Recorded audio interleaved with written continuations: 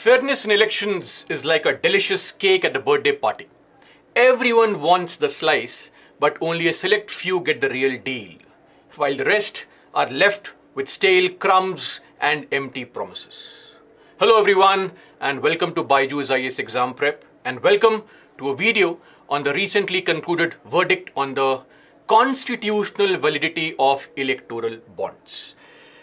In this video, we'll be discussing about what transpired in the Supreme Court, what was the background, what are electoral bonds all about, and what exactly was wrong with these electoral bonds. Of course, you know that the Supreme Court said very clearly that the scheme is now unconstitutional and the issuance of fresh bonds is prohibited. So the case was the Association for Democratic Reforms versus Union of India. Of course, there were other parties involved like Common Cause, one more NGO, as well as the CPI Marxist. So CPI Marxist was the party involved against the Electoral Bond Scheme. So this judgment, which came yesterday, that is the 15th of February, very clearly stated that whatever modifications were made corresponding to bringing in this Electoral Bond Scheme, all those modifications to various laws have been declared unconstitutional. Not just this, SBI, which was the bank which was selling these bonds, now has to furnish information to the Election Commission within 3 weeks from the date of the judgment, and 1 more week of time for the Election Commission to upload all the information of the people who have purchased these bonds. Right? And of course, if there is any bond which has been unredeemed, those bonds have to be returned to the bank, and the bank will give back the money to the donors or the purchasers. Anyway, we'll come to the judgment later on, but firstly, a background. Now, first up, funding of political parties. Now see, political parties, of course, need funds, and political parties don't really run some company, corporation, or an organization. What do these political parties need? They need money, they need funds, and the funds come through donations. That's the only way these parties get money. Now, donations meaning voluntary contributions, which are given by people like us, right? Now, why do parties need money? Parties need money, of course, for spreading awareness about elections, right? Bribing the voter, helping the voter understand the importance of elections, right? Also, the money required to campaign properly, spreading awareness about the candidates, right? How amazing their candidates are. So for these things, money is required by these parties. Now, there are 2 types of donors. In fact, the Supreme Court also shed a lot of light on these types of donors. Who are these contributors? Number 1, those people who genuinely want to support a party. Let's say you love a party, you like its ideology, you like its manifesto, the poll promises, you like what the party wants India to be in future, you like the agenda of the party, you would contribute to the party. Apart from this expression of support, there are some other contributors, other donors also. Now, who are these donors? These donors is what the Supreme Court said are people who come under quid pro quo.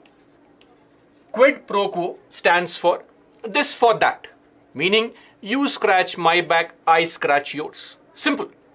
A big corporate. Let's assume there is a corporate Mr. Sudani. Now, Mr. Sudani loves a party B. We don't know who Sudani is. We don't know which party B is. Now, if Mr. Sudani wants to contribute to party B, the real purpose is that once party B comes to power, party B could make policies which could in turn help Mr. Sudani in his business, which could in turn help Mr. Sudani in expanding his empire, maybe beating the competition, which could be in the form of lenient policies, giving all the approvals quickly, reducing the criteria for approvals, making the regime the entire governance structure support Mr. Studani. This is what is called quid pro quo. You need money right now to win the election. I would need this back, the favor back, so that in future I can make more money. Quid pro quo. So basically these are two types of categories of people who donate to political parties. Now if you think of it, quid pro quo is very dangerous. I mean, of course, Supreme Court did not put light on this element, but it also seems to indirectly affect Article 39, Clause C. It's a DPSP, a Directive Principle of State Policy, which says that the state should make its policies in such a fashion that it should reduce the concentration of wealth. Reduce the concentration of wealth which is in the hands of few people. But if you have this kind of activity going on where the government's collective effort is towards promoting a particular business, a particular corporate, of course you're also violating the very directive that is mentioned in the Constitution. So this is the background of the funding of political parties. Now, the story of funding, of course, and the story of how these things came into picture starts from the Finance Act of 2017. Finance Act. If you remember, the budget has two different bills. Appropriation bill, wherein appropriation means withdrawal, wherein the government takes out money from CFI to spend across the country on various schemes, programs, etc. That is called the appropriation bill. The second is the finance bill. This is largely to deal with the revenue proposals. How would the government make money? By imposing taxes. So, once the finance bill becomes a finance act after the assent of the president, then the budgetary exercise is complete and the government is now going to impose taxes on the people, collect revenue. So, this entire fiasco started with the Finance Act of 2017. But just to give you a slight brief on something that also happened a year before. In the Finance Act 2016, a small modification was made to FCRA. What is FCRA? The Foreign Contribution Regulation Act of the year 2010. Now, as per this regulation act, of course, foreign companies were not allowed to donate money to political parties. But the law was modified and those foreign companies which have a substantial shareholding in an Indian company were allowed to contribute. This set the perfect premise for anonymous contributions. In comes Finance Act of 2017. Now, in this act, 4 different laws were modified. Various sections of these laws were modified to provide for a new scheme called Electoral Bond Scheme. What were those modifications? Point number 1. As per the RBI Act 1934, one section 31 was modified, and in this section 31, the modification was that now the central government may authorize any scheduled bank to issue electoral bonds. Secondly, and a very, very important change in the Companies Act 2013. See, the story of this corporate contribution to our political parties is a very old one. Initially, corporate contributions were allowed. In fact, in 1969, corporate contributions were banned. A modification was made in the Companies Act, the old Companies Act, and contribution by business houses was banned. Later on, in the 1980s, to be very precise, 1985, the revival was seen of these donations from corporate houses, meaning corporate houses could again donate to political parties, but the limitation was 5%, not more than 5% of your profit, last 3 years average profit. When the new Companies Act came into being, Companies Act of 2013, one more modification was made. This 5% was now made 7.5%. Meaning what? let's assume in the last 3 years, a company has made a profit of say 98 rupees, 99 rupees and 103 rupees.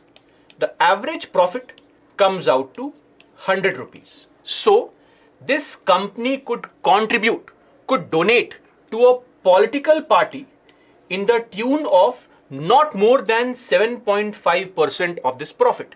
That would mean 7.5 rupees. This was the original provision in the Companies Act 2013. This provision was modified. So the cap which was set was removed. Meaning what? Now there is no limit to how much a corporate house could donate to a political party.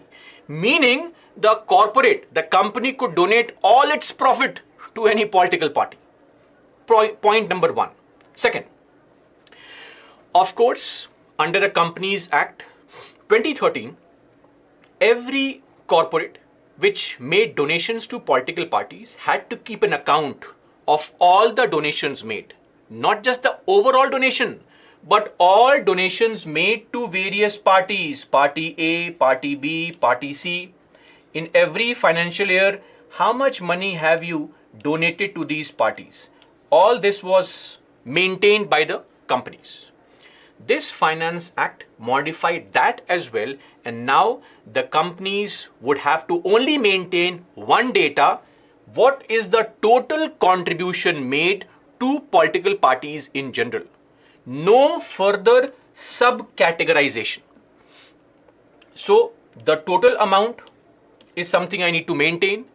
How much did I contribute to party A, party B, party C? That is something that I would not be needed to disclose. Apart from this, one more point. Now the companies could also donate through the use of electoral bonds. Apart from it, as per Income Tax Act 1961, there is one section 13A which says that political parties which maintain record of all the contributions received by them, and if they submit this record to the Election Commission of India, they are exempt from taxation. That's the beauty. Political parties don't pay income tax.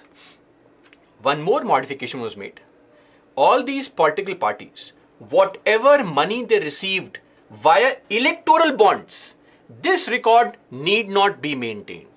Of course, something good that came out of it was that earlier political parties could get up to 20,000 rupees as cash donations. Above this amount, you needed to use some kind of banking instrument, some kind of negotiable instrument like maybe a check, a demand draft, or any other provision. But now the change said that parties could not get cash donations over 2,000 rupees. Meaning, if you want to contribute to a party, you could not contribute in cash above 2,000. You had to use a check, a demand draft, maybe RTGS, NEFT, some kind of clearing system had to be used. This was a nice change made. One more change. Under the Representation of People's Act 1951, Section 29C of this provision, what did it say? It said that every political party needs to get the data and maintain data on the contributions it receives above 20,000 rupees. They have to have a contribution report. This report must be submitted to the Election Commission of India. Section 29C was also modified, and a proviso referring to a condition was attached there that political parties were no longer required to disclose details of contributions received through electoral bonds. So how much money did you receive through these bonds? That was not needed to be disclosed. 4 different laws were modified, and finally a new scheme called Electoral Bond Scheme was released. Before we discuss what are these electoral bonds, just to summarize on what changes were made by the Finance Act. Number one, a new scheme was launched. That was the way to contribute to political parties in the form of electoral bonds. Number two, political parties need not disclose the contributions that they receive via these bonds. If you contribute to political parties through other means like cash, check, demand draft, etc., those donations, those receipts have to be disclosed. But if you send money or give money through electoral bonds, the parties need not disclose it. Number three, companies also are not required to disclose the details of contributions made in any form.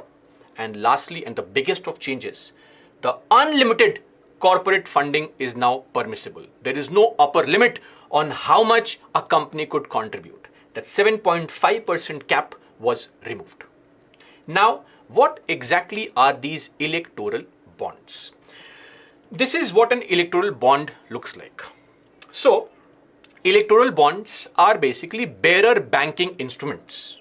So just to explain in simple terms, let's say you want to contribute to a political party, but you are afraid that if I contribute to party B and by chance party C comes to power, then party C can take some retaliatory measures against me. Maybe party C could harass me, maybe party C could cancel all my projects, raise hurdles, obstacles, create an environment of red tape around my projects. So I want to remain anonymous, right? It's like, in your school days, if you wanted to express your love to somebody, you won't write a love letter. What would you do? Don't write your name there. If the person is angry and goes to the teacher cannot make out who has written that letter. Simple. The beauty lies in the anonymity. Same thing here. You want to contribute some money. What do? You go to your nearest state bank branch. Now, when I say state bank branch, not any random state bank branch. State Bank of India was chosen as the bank which could sell these electoral bonds, but only 29 such branches were chosen. 29 branches.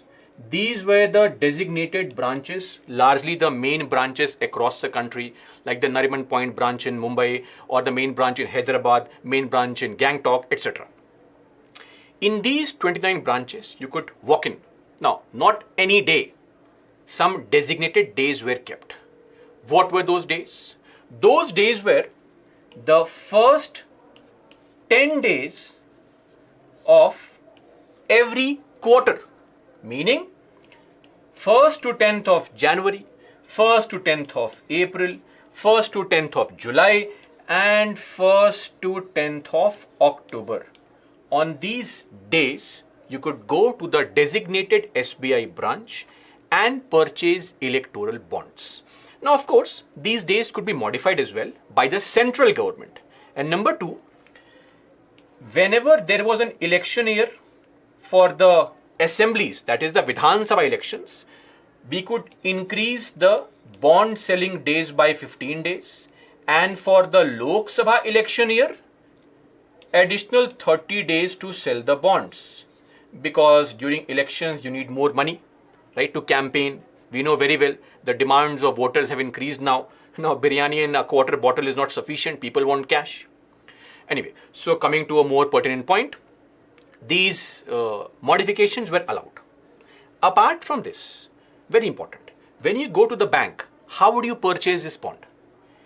Either you are an account holder in the bank. So bank has all the information about you. It would debit your account and give you a bond.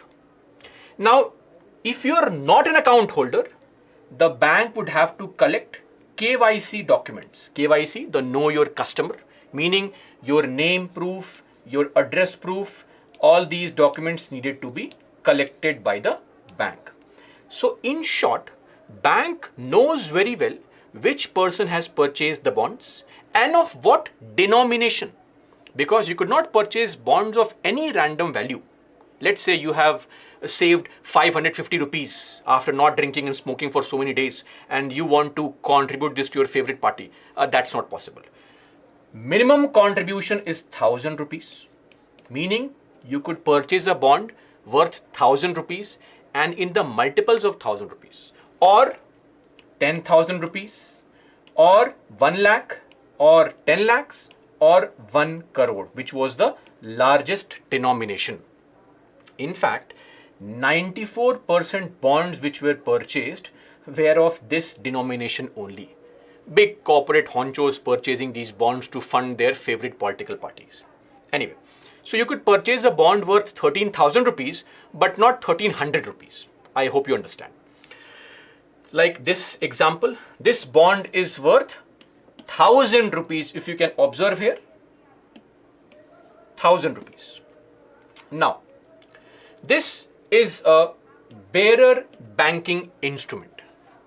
You go to the bank, pay the money, get the bond. Now you go to your favorite party office and you submit the bond there. Some of you can raise a concern that, sir, but if we go to the party office and give the bond, then where is the anonymity?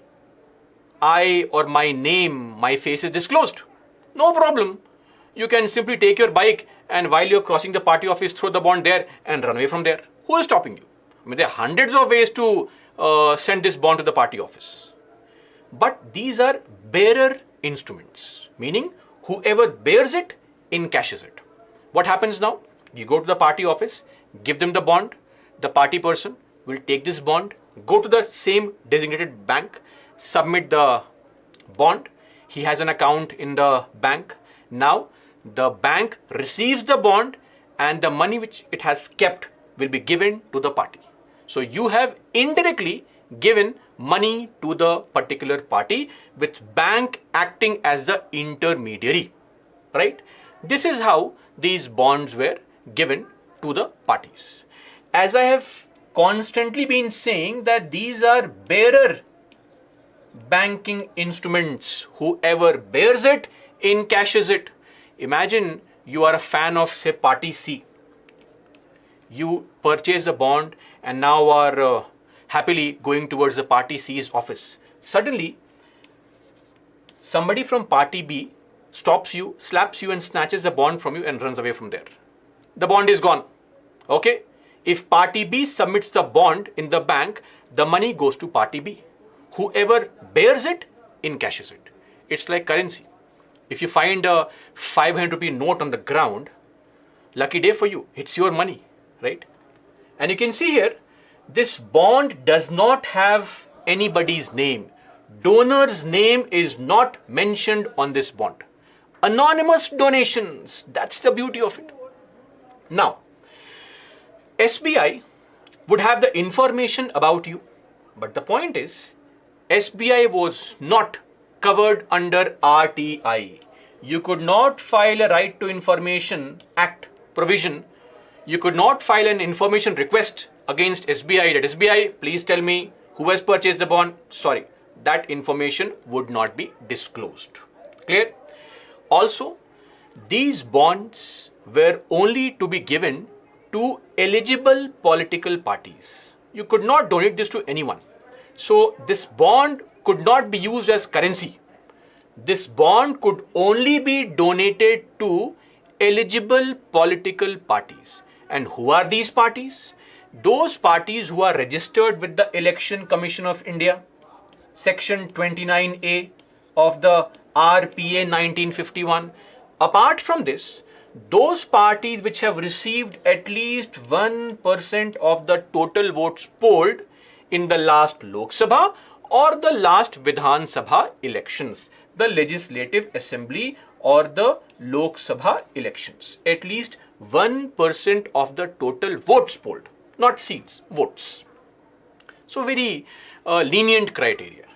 This is what was the electoral bond, right? A very unique way to contribute money to your favorite party without anybody knowing about it, right? It's like that secret lover, an amazing concept thought by the government.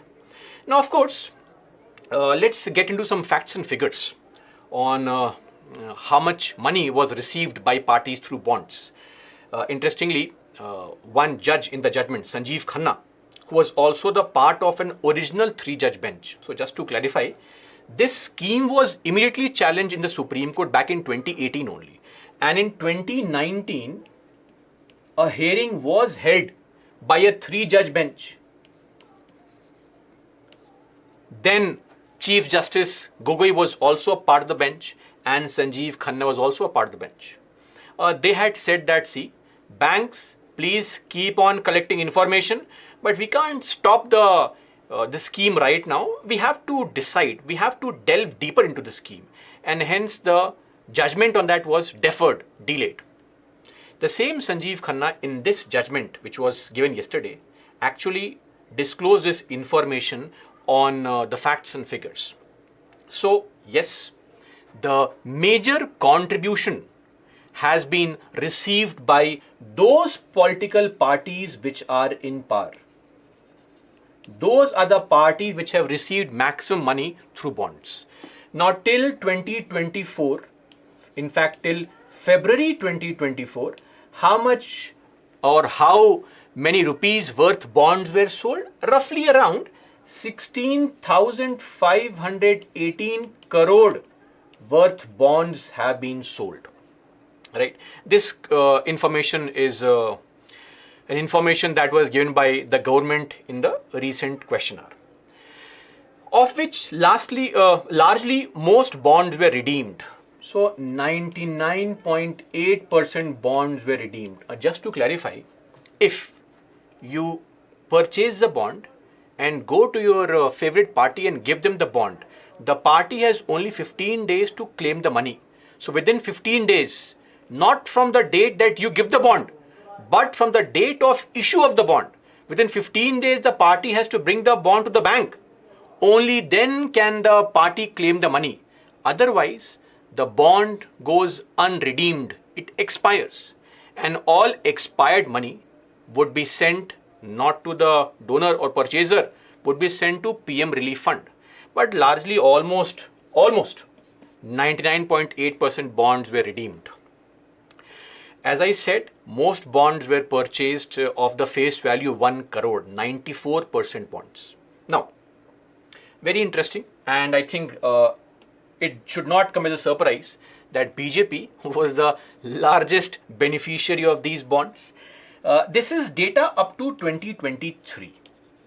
So, BJP received 6,566 crores via electoral bonds, compared to the second highest received by, of course, Congress, 1,123 crores, followed by, interesting, TMC, Trinamool Congress, received almost 1092 crore rupees worth electoral bonds.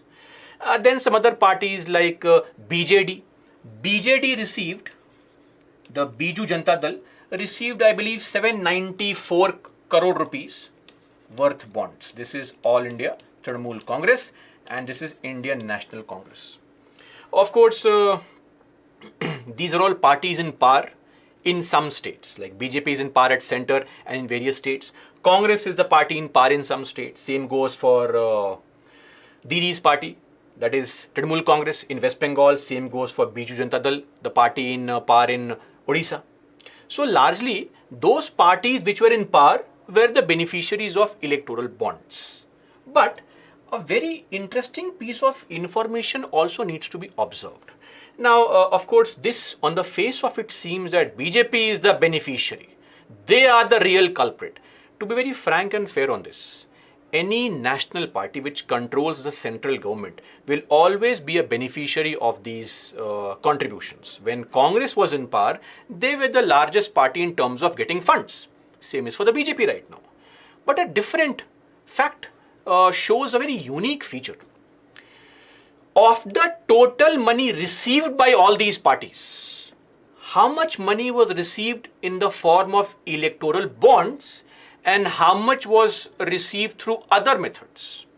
So, of the total money received, percentage of it received via electoral bonds, the highest was for TMC. In fact, of all the contributions TMC got, that is AITC, Mamata Banerjee's party, of all the contributions it received, 93.27%, 93% of it came through anonymous donations called electoral bonds. Parties like DMK. DMK received almost 90% of its money, 90.7% through electoral bonds. Then parties like BJD, almost 90%, 89.8% of the total funds that they received came from electoral bonds. Parties like TRS, parties like YSR Congress, all these parties, TRS received around 80% in bonds, YSR Congress around 72% in bonds. Congress itself received around 61% through electoral bonds, while BJP received just 52% of the total money it received through electoral bonds.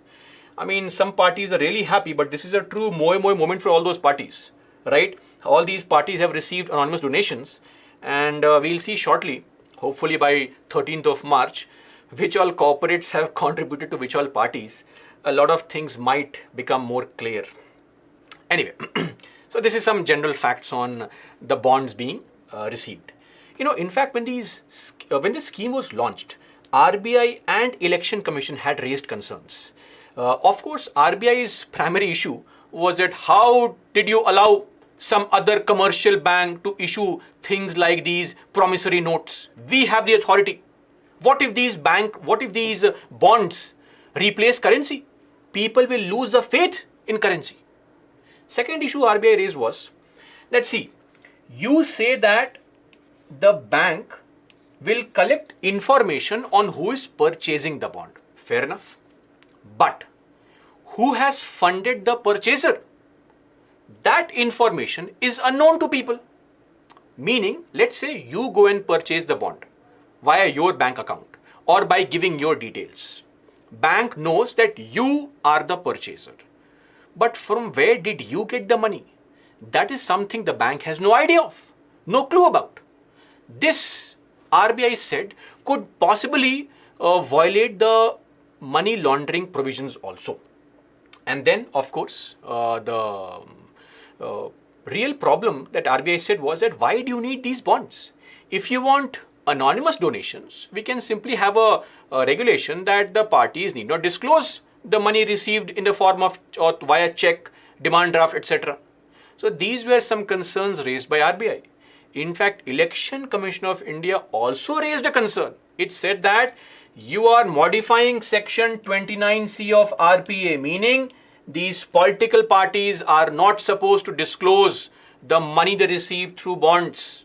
How is it fair? This is only going to reduce transparency in political contributions. Apart from this, when electoral bond contributions are not reported, ECI said it becomes impossible to verify from where is this money coming to the parties. Who is contributing this money? Is it some foreign company? Is it some government company? We have no idea. It is very easy that if you remove the upper cap also, this unlimited corporate funding would of course increase the use of black money, and this could be done through shell companies. So yes, RBI and ECI both raised concerns, but then the government had its own point of view. Government said, come on guys, this is going to usher in an era of transparency. What are you talking about? We have always had this problem that people are too afraid to contribute. They're afraid of the backlash they might receive if some other party comes to power. Imagine Mr. Sudani contributes to party B and party C by chance comes to power. Then what if party C harasses Mr. Sudani? Who is going to take the blame now? Anonymous donations should be allowed. And in fact, government said at RBI, I don't think you understand the core purpose of these bonds. The core purpose of these bonds is to keep things a secret. Identity of the donor has to be kept a secret. This is very important. You are forgetting this is the real purpose. And don't worry, bonds will never be used as currency. Don't be a crybaby. Why? Because bonds have an expiry date. Within 15 days from the date of issue, the bonds expire. Meaning, if you do not take the bond to the bank, then the money that is left with the bank is sent to PM Relief Fund, and only designated political parties can go and claim the money from the bank. Not just this, in the recent judgment, the government stand was a very beautiful one. The government said that, see, citizens of course have a right to know, but they don't have a general right to know about everything. That's not possible. And what about right to privacy? We are only working towards establishing an environment of privacy. This electoral bond scheme is meant to safeguard right to privacy with respect to political affiliations. That's also important. Is that not important that any individual, if he or she loves a party and has some political affiliation, that should be kept a secret? Of course. So these were the arguments given by the government. Now, when the matter was in court, what was the contention of the petitioners? Primarily, two issues were raised. Issue number one, this unlimited corporate funding to political parties, it clearly infringes on the very basic principle, which is a part of basic structure also, free and fair elections. Now, of course, we always talk about free and fair elections. What is free? What is fair? Free means not voting is free. Free means the freedom of choice. Of course, we have that. When you enter the polling booth, see, you may take money from all the parties outside. You enter the polling booth, press the nota button. You are free. It's secret ballot. Nobody gets to know whom you are voting for. Of course. But is the election fair? Fair means equal chances of winning for all the people. Is that fair? I mean, you are the best judge to answer this question. If in the 2019 Lok Sabha elections, out of 543 people, around 470 to 480 are crore-patis, and the average asset of these crore-patis is about 20 crore rupees, let's not talk about the equal chances of victory, right? So it violates Article 14, right to equality gets violated. Some people, some parties will get undue benefit because most of these corporates would contribute more money to the party in power. Where is the equality? There is no equal chance of victory for all. Some parties which are in power will have a better chance of victory in the elections.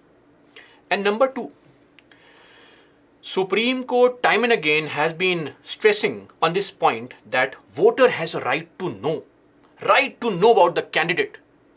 Does he not have the right to know about the party? And if you don't disclose information, non-disclosure, does it not violate the citizen's right to information under Article 19(1)(a)? Under 19(1)(a), which is every citizen's right to the freedom of speech and expression. Does it not violate right to know? I mean, right to know has been a part of this particular article right from 1975. The very famous Indira Gandhi versus Raj Narayan, where the Supreme Court said, where the courts said that citizens have right to know about government activities. So this directly violates Article 19(1)(a). I have no idea on the funding and contributions. These were the issues raised.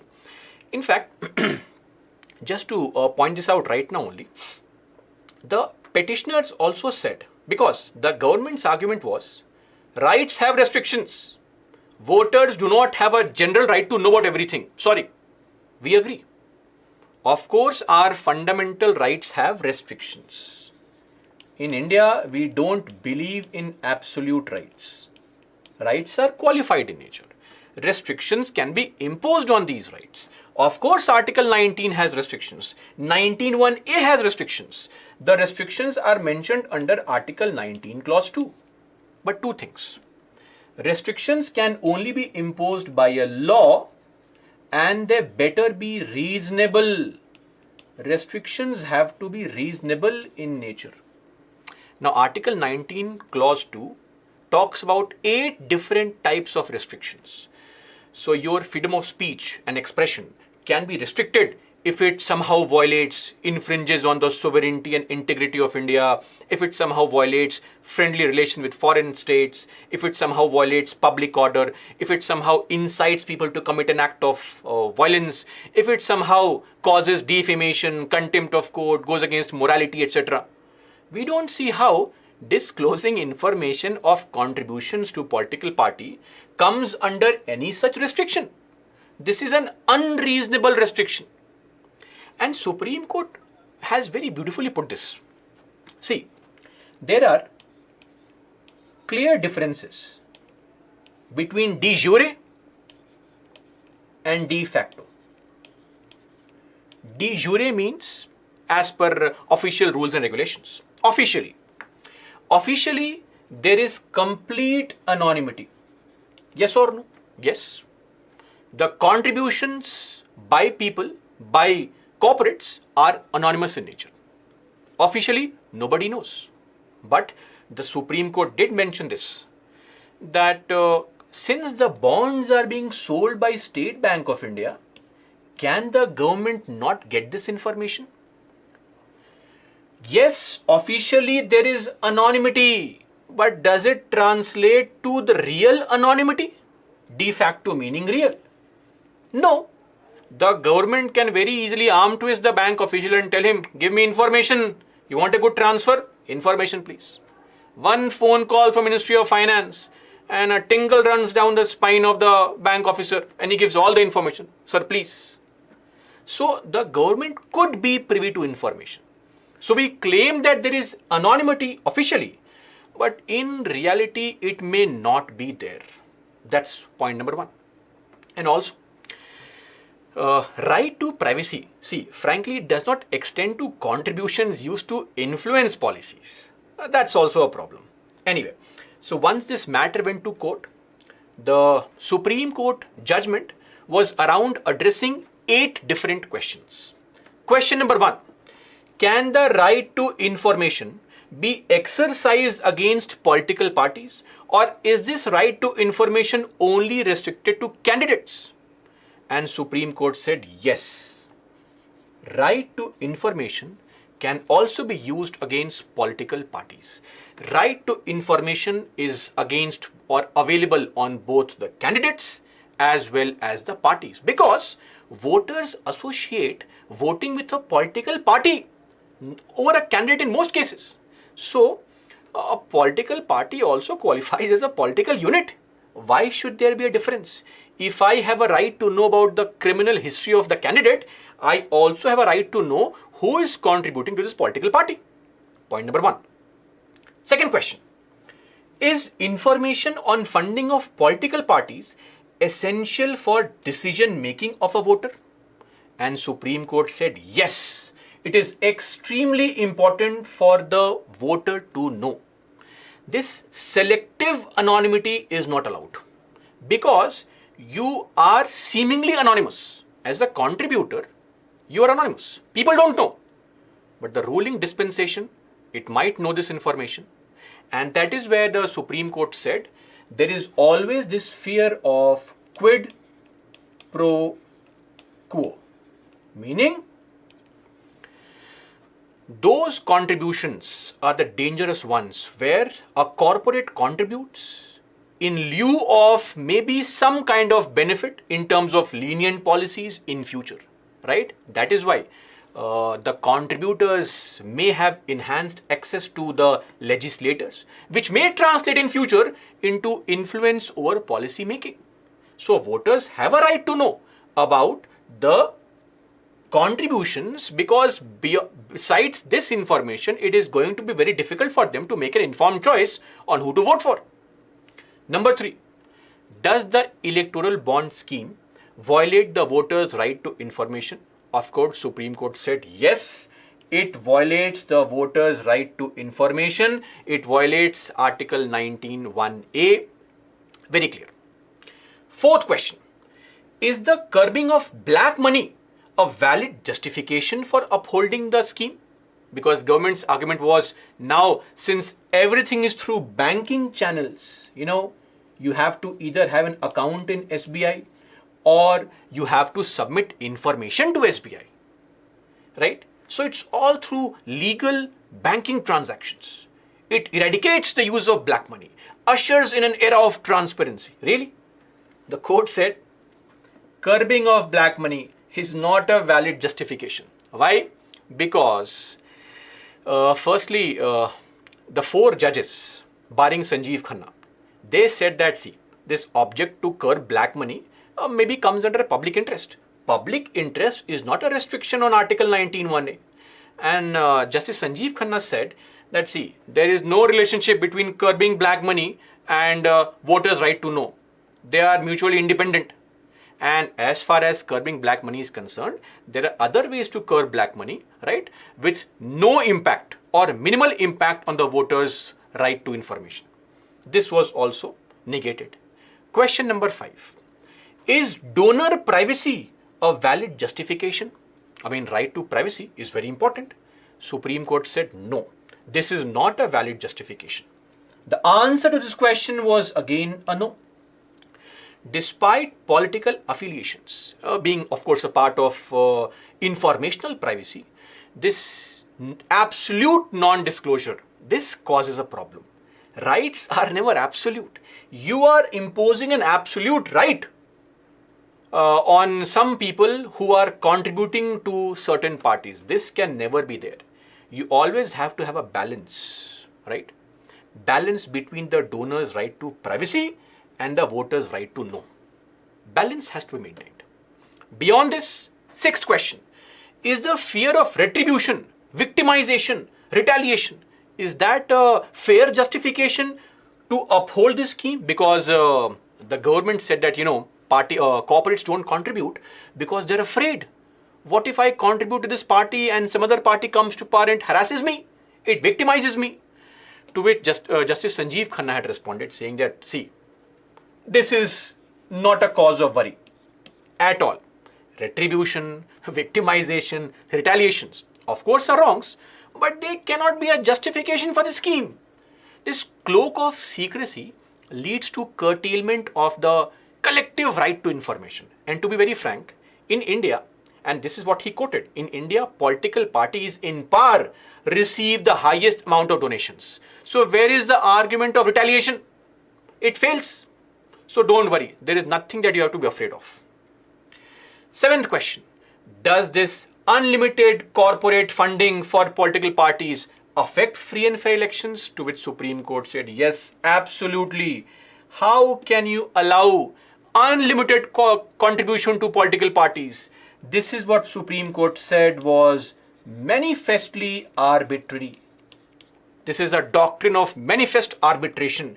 When decisions are completely devoid of logic, rationality, and are unconstitutional, inherently violative of the most rational principles. That is the doctrine of manifest arbitration. In fact, this doctrine has been used a couple of years back in the COVID cases also. This doctrine was recently used in US Supreme Court also, where the US Supreme Court said that the governors cannot make any kind of policy just because there is some kind of pandemic. All the policies that governments make, they should never be arbitrary. They should always be within the framework of the Constitution. Same goes here.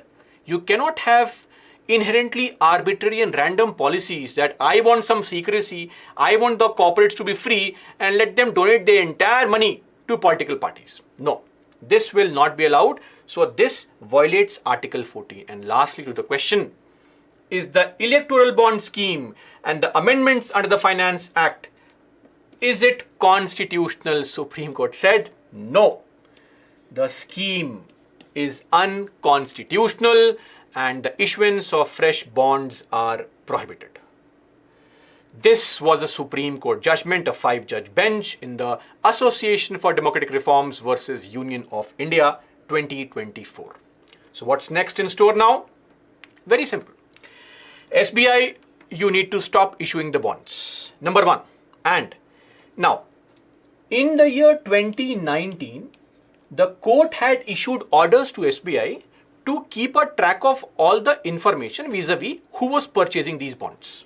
Now, the court says that SBI, please collect all the information you have since 2019, which all people have purchased the bonds.